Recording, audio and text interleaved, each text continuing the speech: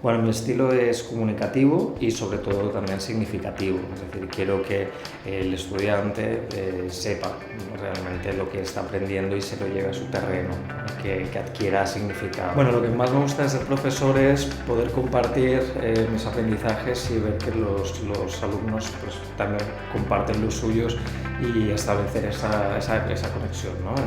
entre todos.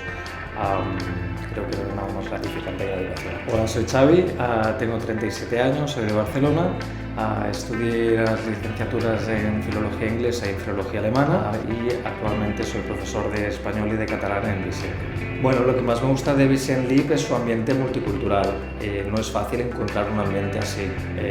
La ciudad de Barcelona creo que representa muy bien la esencia de la ciudad y por lo tanto creo que es una oportunidad única. Bueno, soy profesor desde el 2005, hace 17 años y estoy trabajando en Vicent Lip desde julio de este año. Mis clases las definiría dinámicas y comunicativas. Venga, nos vemos en clase.